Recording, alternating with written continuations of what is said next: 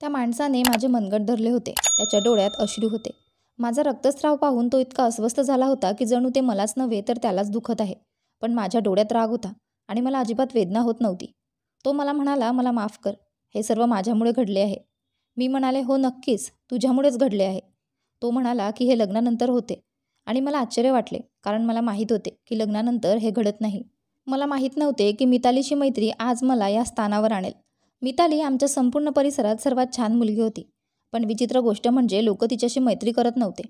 मी त्या परिसरामध्ये नवीन होते आणि 2-3 महिने झाले होते. त्यामुळे त्यामागचे कारण काय आहे ते मला कळाले नाही. पण मी तिच्याशी मैत्री केली आणि आता मी तिच्या घरी यायला जायला लागले.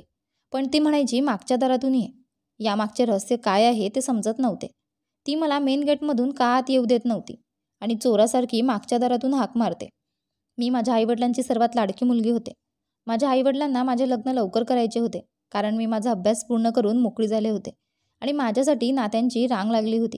आणि त्याचे कारण कदाचित मी खूप सुंदर होती.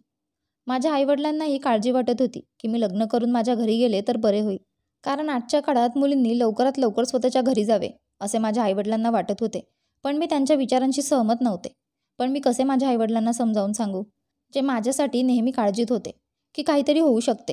मला बघून माझी आई सतत हादरायची. "पहिली गोष्ट म्हणजे देवाने इतकं सौंदर्य दिलं आहे, त्यात काळ वाईट आहे. मला तुझी काळजी वाटत राहते." मी आईला समजावत असे, पण आईच्या मनाला शांती मिळत नव्हती.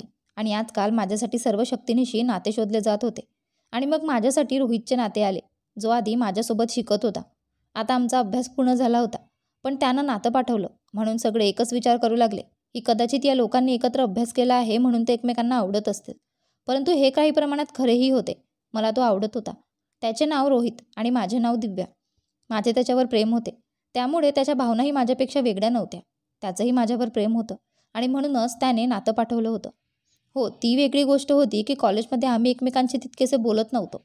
पण एकमेकांच्या डोळ्यातील हावभावावरून समजत होते की आम्ही एकमेकांवर प्रेम करू लागलो होतो. पण रोहितने कधीच मर्यादा ओलांडण्याचा प्रयत्न केला नाही, कारण त्याला माझा स्वभाव चांगला माहीत होता की मला मुलांशी मैत्री करायला अजिबात आवडत नाही. मी माझ्या मर्यादेत राहत होते आणि अभ्यासाशी संबंधित होते.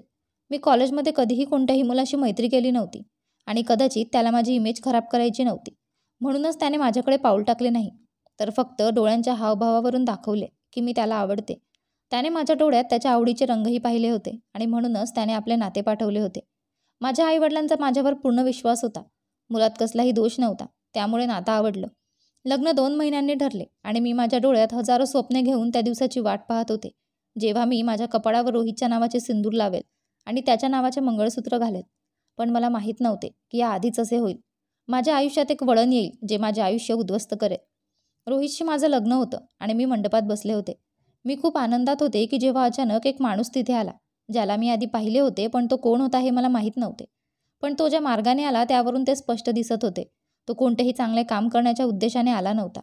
त्याचे नाव रघुवीर होते, परंतु सर्वजण त्याला रघुदादा म्हणून ओळखत होते आणि नावावरूनच तो कोणत्या प्रकारचा होता हे स्पष्ट होते. कोणालाही घाबरवण्यासाठी त्याच्याकडे सर्व काही अवजार होते. येताच त्याने लग्न आटोपले आणि मला दिव्या आवडते म्हणून मीच तिच्याशी लग्न करणार असल्याचे सांगितले. त्याच्याकडून हे ऐकून मी थक्क झाले. त्याच्या स्टाईलने माझे आईवडीलही घाबरले होते. आम्ही सभ्य लोक होतो आणि सर्वात विचित्र गोष्ट अशी होती की जेव्हा त्याने रोहितला सांगितले की येथून निघून जा, अन्यथा मी तुझी कवटी उडवून देईल. जर तुला तुझ्या जीवावर प्रेम असेल तर आताच हे लग्न सोड. रोहित खंबीरपणे उभा राहून मला त्या रघूपासून वाचवेल असे मला वाटले होते. पण मी रडलेल्या डोळ्यांनी रोहितकडे पाहत होते. त्याने गळ्यातील माळ काढून बाजूला ठेवली आणि पटकन तिथून पळ काढला. निघताना त्याने आपल्या आईवडिलांना सोबत घेतले आणि मला सांगितले की मी असे म्हणणार नाही. मला आयुष्य मिळाले तर तुझ्यासारख्या आणखी मुली सापडतील. मला धक्काच बसला आणि माझी अवस्था अशी झाली की मला काहीच ऐकू येत नव्हते आणि काहीच दिसत नव्हते. बंदुकीच्या जोरावर रघुने माझ्याशी लग्न केले. मला लग्न करायचं नव्हतं, पण रघुच्या माणसांनी माझ्या आईवडिलांकडे बंदुकीचा ताव मारला होता. माझ्या आईवडिलांचा जीव वाचवण्यासाठी मला रघुशी लग्न करावे लागले. जेव्हा रघु आणि माझे लग्न झाले तेव्हा त्याने माझ्या पालकांना सांगितले, "काळजी करू नका, मी वाईट माणूस नाही. माझे खूप मोठे घर आहे आणि तुमची मुलगी पण माझ्या बहिणीची खूप चांगली मैत्रीण आहे." इतका वेळ गप्प असलेली पण दिसायला खूप त्रासलेली मालिनी. मला आता कळलं की रघु मालिनीचा भाऊ आहे आणि कदाचित त्याने मला तिच्या घरात पाहिलं असेल. मी त्याला कधी कधी रस्त्यातही पाहिले होते, पण तो मालिनीचा भाऊ आहे हे मला माहीत नव्हते. आता मला मालिनीचा पण राग येऊ लागला होता.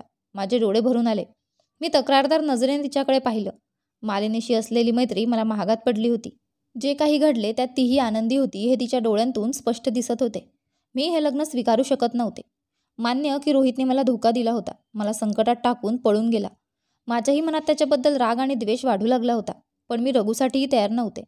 खचाखच भरलेल्या मंडपासमोर त्याने माझ्या आईवडिलांचा अपमान केला.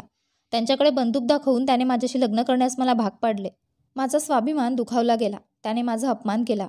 सर्वांसमोर माझ्या घरात घुसून माझ्या आईवडिलांचा अपमान केला. बंदुकीच्या जोरावर माझ्याशी लग्न करून तो मला पळवून नेत होता. माझ्या डोळ्यात नवीन आयुष्याची स्वप्ने घेऊन त्याला माझा नवरा म्हणून स्वीकारून मी आनंदाने त्याच्यासोबत जाईन ही काही छोटी गोष्ट नव्हती. हे कसे घडू शकते? पुढे काय करायचं हेही मी ठरवलं होतं. मी निघाले तेव्हा माझे वडील रडत होते. त्यांचे अश्रू आणि आईची असहाय्यता पाहून मला धक्काच बसला होता. पण यावेळी मीही असहाय्य होते.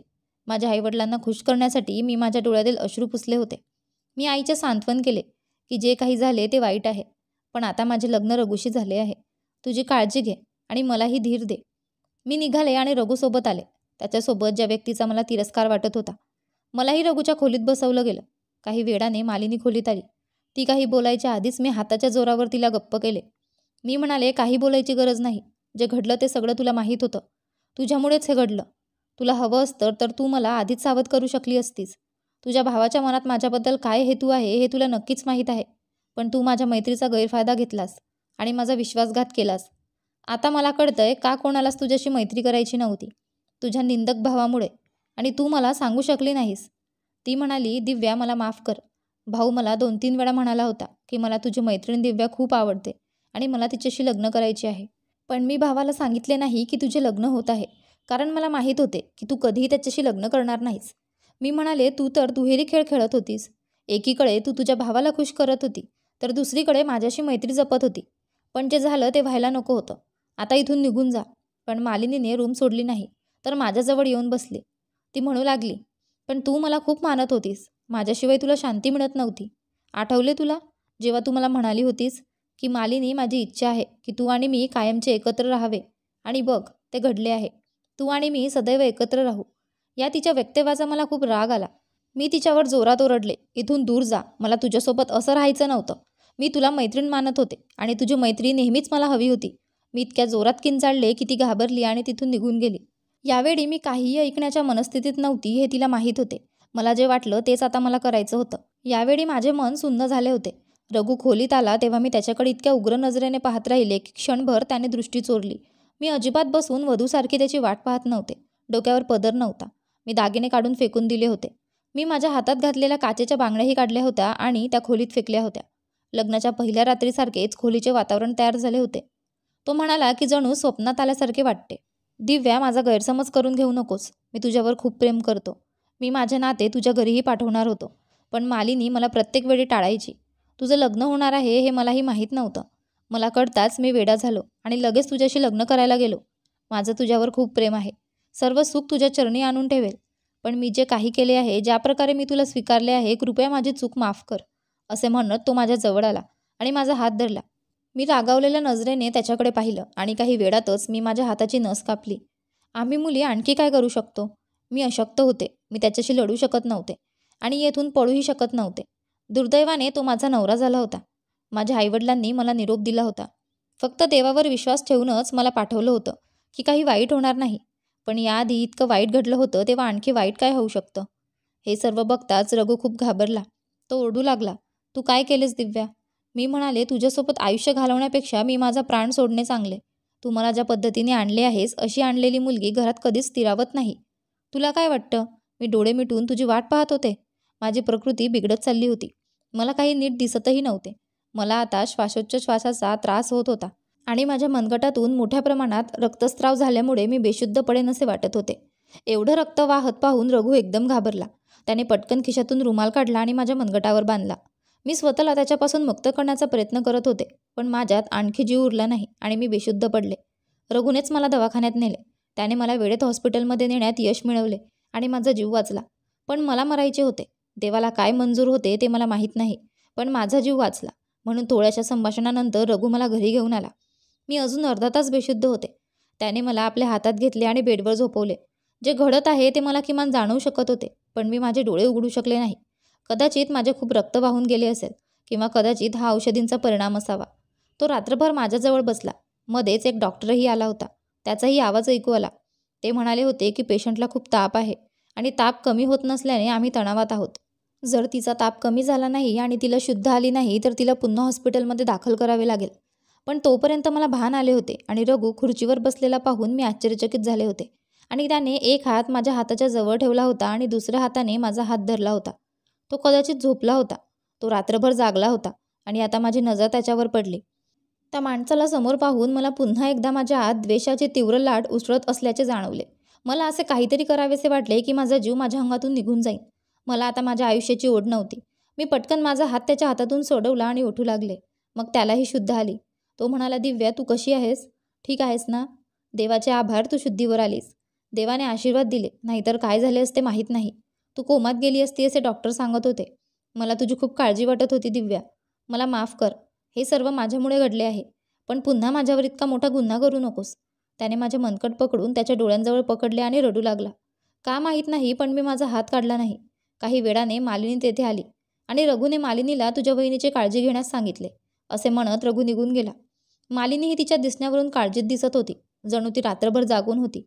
ती म्हणाली, तू मला घाबरवलेस. तू हे सगळं करशील असं वाटलं नाही. तुला मरायचं होतं असं आम्हालाही वाटलंही नव्हतं. पण का? माझा भाऊ रघु काही वाईट नाही.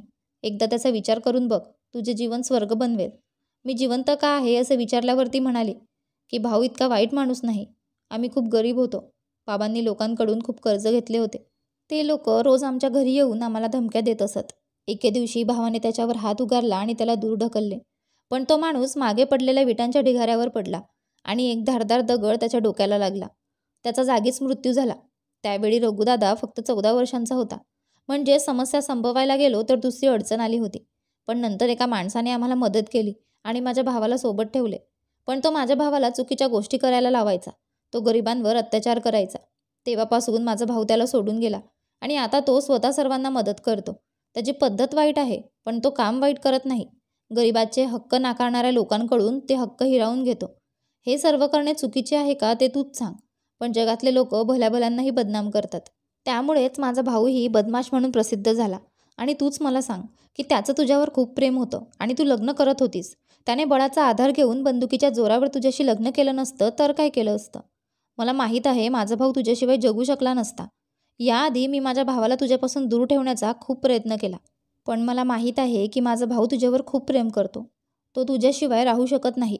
म्हणून त्याने बंदुकीच्या जोरावर तुझ्याशी लग्न केले. आणि तुला माहीत नाही की भाऊ तुझ्यासाठी रात्री किती काळजीत होता. तो एक मिनिटही झोपला नाही, जेवणही घेतले नाही. आपला जीवच काढून घेतल्यासारखा तो तुझ्या शेजारी बसला होता. पण तू रागावली आहेस म्हणून तुला आता ते समजणार नाही. हळूहळू तुला समजेल. मी म्हणाले की मला कधीच समजणार नाही. चुकीची कृती नेहमीच चुकीची असते. चुकीच्या कृतीमागे कोणतेही कारण नसते. आणि जर तो माझ्यावर प्रेम करत असेल तर याचा अर्थ असा नाही की मी देखील त्याच्या प्रेमात पडेन. जेव्हा मी म्हटले की मला रोहित आवडतो तेव्हा मालिनीने म्हणायला सुरुवात केली की तोच रोहित जो आईवडिलांसोबत धमकावल्यामुळे मंडपातून तुला सोडून पळून गेला होता. त्याच्यासोबत तुझे काय आयुष्य गेले असते? तो तुला संकटात टाकून कधीही पळून जाऊ शकतो. तो एक भित्रा माणूस आहे. पण माझा भाऊ तुझ्यावर खरोखर प्रेम करतो. तुला हे समजेल. जेव्हा रात्र झाली तेव्हा रघु माझ्या खोलीत आला. मी आधीच रागावून बसले होते. त्याने माझ्यासाठी माझा आवडता तंदुरी पनीर टिक्का आणला होता. कदाचित मालिनीने त्याला सांगितले होते की मी जेवण खाल्ले नाही आणि अजून बरेच काही आणले होते. बाकीचे सगळे पदार्थ आणले होते. मी मालिनीला विचारले की तिला काय खायला आवडते. म्हणून मी तुझ्यासाठी तेच घेऊन आलो आहे. मी म्हणाले, आधी मला खायला घालणार आणि मग वसूल करणार. दिवसभर तू खोलीत नव्हतास आणि रात्र पडताच खोलीत आलास. तुला जर माझी इतकी काळजी होती तर दिवसभर तू कुठे होतास? त्याने माझ्याकडे आश्चर्याने पाहिलं आणि म्हणाला, तू आराम करत होतीस म्हणून मी बाहेर होतो. मला तुला नाराज करायचे नव्हते. मी म्हणाले की ठीक आहे. तुला माझी खूप काळजी वाटत होती, मग आता रूममध्ये का आलास? तुला जे पाहिजे ते कधीच होऊ शकत नाही. माझे शरीर जिंकावे म्हणून तू माझ्याशी लग्न केलेस. पण लक्षात ठेव, तू माझे शरीर जिंकशील पण माझे मन तू कधीच जिंकू शकणार नाहीस. आज तू माझ्यावर जबरदस्ती करू शकतोस. माझ्या मनाची दारं तू तोडू शकतोस, पण उघडू शकत नाहीस हे लक्षात ठेव. असे म्हणत मी माझ्या गळ्यातील स्कार्फ काढला आणि फेकून दिला. मी म्हणाले, तुझी इच्छा पूर्ण कर. कारण मला माहीत आहे की मी एक कमकुवत मुलगी आहे. तुझ्यासारख्या बदमाश मुलाचे काहीही नुकसान करू शकत नाही. जास्तीत जास्त मी माझा जीव घेऊ शकते आणि मी तसा प्रयत्न केला आहे. पण कदाचित देवाला देखील मला आता मरू द्यायचे नाही. म्हणून त्याने मला जीवन दिले. रघु काही वेळ माझ्याकडे बघतच राहिला. मग त्याने जमिनीवर पडलेला दुपट्टा आणला आणि माझ्या खांद्यावर पसरवला. खूप प्रेमाने मला पकडून बेडवर बसवले. म्हणाला, दिव्या, तुझी इच्छा असल्याशिवाय मी तुला हातही लावणार नाही. मी फक्त तुला या गोष्टी द्यायला आलो होतो, कारण तू सकाळपासून काही खाल्ले नाही. जर तुला मला या खोलीत पाहायचे नसेल तर मी येथून निघून जाईन. पण रागावू नकोस, नाहीतर आजारी पडशील. माझे तुझ्यावर प्रेम आहे. मला माझे संपूर्ण आयुष्य तुझ्यासोबत घालवायचे आहे. मला 1-2 क्षण तुझा सहवास नको आहे. मला 7 जन्माचा सहवास हवा आहे. माझी ही गोष्ट तुला लवकर समजावी म्हणून मी देवाला प्रार्थना करतो. एवढे बोलून तो तिथून निघून गेला आणि मला आश्चर्य वाटले, कारण मी जे विचार करत होते तसे काही नव्हते. रघुने माझ्यावर अजिबात बळजबरी केली नव्हती. जरी तो इच्छित असल्यास माझ्यावर जबरदस्ती करू शकला असता. मी त्याला स्वतःला अर्पण केले होते आणि मी त्याची बायको असल्याने तो बळजबरीने माझ्याकडून त्याचे हक्क हिरावून घेऊ शकला असता. पण त्याने माझ्यावर बोटही ठेवले नाही. 2 दिवस उलटून गेले, पण तो माणूस खोलीत आला नव्हता. तो मला वेळेवर जेवण पाठवत असे. दिवसातून 2दा ज्यूस पाठवायचा आणि वेळेवर औषधं पाठवायचा. पण तो स्वतः रूममध्ये येत नव्हता. खोली ताजीतवानी राहावी म्हणून तो माझ्या खोलीत रोज नवीन फुले बसवत असे. मला कंटाळा येऊ नये म्हणून खोलीच्या भिंतीवर एक मोठा LCD लावला होता. माझा मालिनीशी संवाद सुरू झाला होता. माझे आईवडीलही मला भेटायला आले. रघु स्वतः त्यांना न्यायला गेला होता आणि जेव्हा ते आले तेव्हा ते सांगू लागले की तो त्यांच्याशी खूप चांगला वागला, त्यांचा खूप आदर केला, इतकी काळजी घेतली की मला आश्चर्य वाटले. माझे आई वडीलही म्हणू लागले की मुलगा वाईट नाही आणि मग आजच्या काळात असा माणूस असावा जो आयुष्यभर भांडून आपल्या बायको मुलांचे सुख हिरावून घेऊ शकेल. त्यापासून पडून गेलेला त्या रोहितसारखा नाही, जो मंडपात तुला अडचणीत सोडून गेला होता. मुली, आता हे सांगताना आम्हाला वाईट वाटत नाही, पण देवाने तुला खूप चांगला साथीदार दिला आहे. रघुने आमचा जितका आदर केला आहे तितका रोहितनेही आमचा कधीच आदर केला नव्हता. रघुला माफ कर आणि त्याच्याबरोबर चांगले आनंदी जीवन जग. रघु मनाने वाईट नाही, त्याचे कधीही वाईट करू नकोस आणि पुन्हा स्वतःशी असे चुकीचे वागू नकोस. 2 दिवसानंतर माझ्या वडिलांनी मला फोन केला आणि सांगितले की माझे पैसे कुठेतरी अडकले होते. तुला माहिती आहे, आम्ही गेली 2 वर्ष किती काळजीत होतो आणि आम्ही वकिलाची फी भरण्याची काळजी करत होतो. पण मला माहीत नाही की रघुने काय केले. तो माणूस स्वतःच सगळे पैसे घेऊन आमच्या दारात आला. त्यांनी आमची माफीही मागितली आणि अजून काही काम असेल तर कळवा असेही सांगितले. मी ते पण करेल. रघुने त्याला काय सांगितले ते मला माहीत नाही, पण त्याने आमचा मोठा प्रश्न सोडवला. रघु खूप छान मुलगा आहे. तुला इतका चांगला जीवनसाथी मिळाला आहे याचा तुला आनंद व्हायला हवा, जो तुझ्या आयुष्यभर संरक्षण करेल आणि तुझा सन्मान कधीही कमी पडू देणार नाही. माझे वडील खूप खुश झाले. मालिनीही माझी खूप काळजी घेत असे. मी विचार करू लागले, जर मी रोहितशी लग्न केले असते तर मला असे घर मिळाले असते का. रोहितला 4 बहिणी होत्या आणि त्या सर्व खूप निवडक आणि वाईट स्वभावाच्या होत्या आणि त्याची आई पण तशीच होती. लग्नातच ती अशा विचित्र गोष्टी सांगत होती. त्यांनी आमच्याकडे संपूर्ण 10 लाख रुपये मागितले होते. त्यानंतरच नाते निश्चित झाले होते आणि माझ्या वडिलांनी ते पैसे कर्जावर घेतले होते. त्यामुळेच त्यांना पैशांची काळजी वाटत होती. पण इथे रघुने माझी खूप काळजी घेतली. तो माझ्या आईवडिलांचीही खूप काळजी घ्यायचा. तर मालिनी ही रात्रंदिवस माझी सेवा करायची.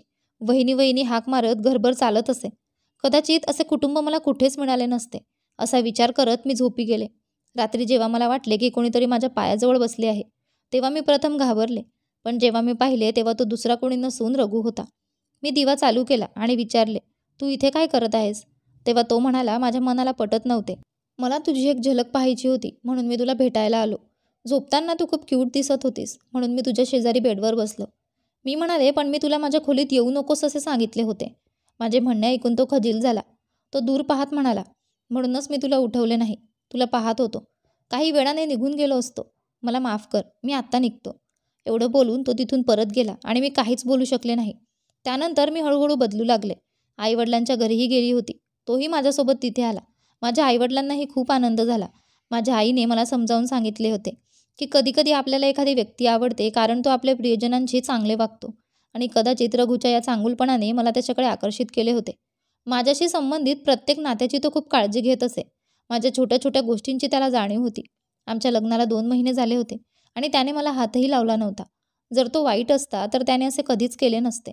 पण तो त्याचा हक्क मानून जबरदस्तीने माझ्याकडून त्याचे हक्क काढून घेऊ शकला असता. माझ्या हृदयातही आता त्याच्यासाठी प्रेम वाढू लागलं होतं. हे कसलं प्रेम होतं, कसलं आकर्षण होतं. मी पण त्याच्याबद्दल विचार करू लागले होते. इच्छा नसतानाही मी सतत रघुचाच विचार करायची. आता माझा दिवस खोलीत मला घालवता येत नव्हता. मी बाहेर येऊन रघुला बघायचा प्रयत्न करत असे, पण मी रघुला तोंडाने सांगू शकत नव्हते की तू माझ्यासोबत माझ्या खोलीत राहा. तो माझा नवरा आहे, पण त्याच्याकडे जाण्यासाठी मला खूप लांब रस्ता मोजावा लागेल असे वाटत होते. मी त्याला म्हणाले होते की तुझ्यासोबत असण्यापेक्षा स्वतःला मारणे चांगले आणि आता मला त्याच्याशिवाय जगायचे नव्हते. आणि मी त्याला हे कसं सांगू की प्रेमाच्या देवतेची माझ्यावर कृपा झाली आहे आणि आता मी तुझ्याशिवाय राहू शकत नाही. हे माझ्यासाठी खूप कठीण काम होतं. मी त्याला सांगितले होते की मी त्याचा इतका तिरस्कार करते की मला स्वतःला मारायचे आहे. पण मी कसे म्हणू शकते की मी तुझ्या प्रेमात पडली आहे? मी खूप अडचणीत होते. कधी-कधी असं वाटायचं की हे अगदी सोपं आहे. पण मी घाबरून मागे हटायचे. एके दिवशी तो स्वतःच माझ्या खोलीत आला आणि तो मला माझ्या तब्येतीबद्दल विचारू लागला. जरी मी कधीच बरी झाले होते, पण मी खोटे बोलले आणि म्हणाले की मी ज्या ठिकाणी नस कापली होती तिथून माझा हात अजूनही दुखतो. मी त्याच्याकडे हात पुढे केला. त्याने माझा हात पकडला आणि अस्वस्थपणे माझ्या हाताकडे पाहू लागला. पण मी हळूहळू त्याच्या जवळ आले. इतकी जवळ आले की माझा श्वास त्याच्या चेहऱ्यावर पडू लागला. त्याने माझ्याकडे पूर्ण आश्चर्याने पाहिले आणि पटकन माझा हात सोडला. कदाचित त्यालाही सगळं समजलं असेल. मी त्याच्या चेहऱ्याकडे पाहिलं. तिथे फक्त अविश्वास दिसत होता. पण त्याच्या डोळ्यात अशी चमक होती जणू त्याला जगातील सर्व सुख मिळाले आहे. तो म्हणाला, खरंच दिव्या, तू मला माफ केले आहेस का? मी होकारार्थी मान हलवली. रघुला माझा संकेत मिळताच त्याने मला घट्ट मिठी मारली. तो म्हणाला, दिव्या, तू मला माफ केले आहेस आणि माझे प्रेम स्वीकारले आहे. यावर माझा विश्वास बसत नाही. काही वेळाने त्याने मला स्वतःपासून वेगळे केले. लाजेमुळे मला वर बघताही येत नव्हते. माझा हा लाजाळूपणा पाहून रघु जोरात हसला. तो म्हणाला, नवरा आहे मी तुझा, इतकी लाजायची गरज नाही. मी डोळे उघडून त्याच्याकडे पाहिलं आणि त्याच्या डोळ्यात माझ्यासाठी प्रेमच प्रेम पाहिले, ज्याची मी स्वप्नातही कल्पना केली नव्हती. मी त्याला पुन्हा मिठी मारली आणि रडू लागले. मी म्हणाले, मला माफ कर. मी तुझा खूप गैरसमज केला होता. हा समाज बोलत होता तेच समाजाच्या नजरेतून मी तुझ्याकडे पाहत होते. तू माझ्यावर किती प्रेम करतोस हे मला दिसले नाही आणि मी तुला किती वाईट बोलले. मी तुझे किती वाईट केले. तो म्हणू लागला की मी सुद्धा योग्य नाही केले. माझी ही चूक झाली. मलाही माफ कर आणि मी तुझा रागही माफ करतो. मी म्हणाले, सॉरी. आता मला फक्त तुझ्यासोबत राहायची आहे. तो म्हणाला, मला अजून काही काम आहे. मी रात्री परत येईल. असे बोलून तो खोलीतून निघून गेला आणि निघताना त्याने अचानक वळून माझ्याकडे पाहिले आणि मला म्हणाला, रात्री खोलीत येऊ ना? मी म्हणालो, हो, तुमचीच खोली आहे. तू आला नाहीस तर मी तुझ्या खोलीत येईल. यावर आम्ही दोघे हसायला लागलो. पण तो गेल्यावर माझ्या डोळ्यात आनंदाश्रू आले. मी रघुला मनापासून स्वीकारलं होतं. आम्ही आधीच लग्न केले होते. आता आम्ही एकमेकांचे होते. मी मालिनीची माफी पण मागितली होती. कारण मी तिला खूप काही सांगून टाकले होते. पण तिने मला एका क्षणात माफ केले होते. पण रात्रीचे 11 वाजले होते आणि रघु परत आला नव्हता. आता मी काळजीत होते आणि मालिनींना विचारले की रघु कुठे आहे? माझी निराशा पाहून मालिनी खोडकरपणे हसायला लागली आणि म्हणाली, मला खूप आनंद झाला की तू माझ्या भावाचे प्रेम स्वीकारले आहेस. तिचे बोलणे ऐकून मी हसले आणि ती म्हणाली, थोडा वेळ थांब, मी तुला माझ्या भावाकडेच घेऊन जाईल. मला काही समजत नव्हते. मालिनीच्या डोळ्यात काहीतरी होतं जे मला दिसत नव्हतं. मालिनीने मला खोलीत पाठवले. काही वेळाने ती माझ्या खोलीत आली. मला मरून रंगाचा लेहंगा देत ती म्हणाली, हा घाल आणि तयार हो. भावाने खास तुझ्यासाठी पाठवला आहे. तो मरून रंगाचा लेहंगा पाहून मला सगळं समजलं होतं. माझे डोळे आपोआप शरमेने खाली आले. मला मालिनीसमोर लाज वाटत होती. कारण रघुचा हेतू मला आज कळाला होता. माझा संकोच पाहून मालिनीने माझी समस्या सोडवली आणि म्हणाली की एवढी लाज बाळगण्याची गरज नाही. मला माहीत आहे की आजचा दिवस तुमच्या दोघांच्या जीवनात एक नवीन सुरुवात करणार आहे आणि मी देवाला प्रार्थना करते की तुम्हा दोघांनाही कधीच कोणाची नजर लागू नये. मालिनीने मला तयार केले आणि मला घेऊन रघुच्या खोलीत सोडले. आत गेल्यावर मी थक्क झाले. कारण संपूर्ण खोली फुलांनी सजवली होती. रघुला त्याच्या लग्नाची पहिली रात्र खास करायची होती आणि त्याने ती खास बनवली. संपूर्ण खोली जणू नववधूसारखी सजलेली होती. मी खोलीत शिरल्यावर रघुने माझा हात धरून मला बेडवर बसवले. आज त्याच्या डोळ्यात प्रेम मिळवल्याची नशा होती. त्याने माझ्या गळ्यात एक सुंदर साखळी घातली होती आणि माझ्या कपाळाचे चुंबन घेतले आणि मला वचन दिले की तो मला आयुष्यात इतका आनंद देईल की तुझा पदर कमी पडेल. मीही रघुच्या छातीवर हात ठेवला आणि माझ्या भावी आयुष्यासाठी देवाकडे प्रार्थना करू लागले. आणि खरंच रघुने माझ्यावर इतकं प्रेम केले की मी सर्व काही विसरले. मित्रांनो, मला आशा आहे की तुम्हाला आमची कथा आवडली असेल. जर तुम्हाला कथा आवडली असेल तर चॅनलवरील व्हिडिओला लाईक करा.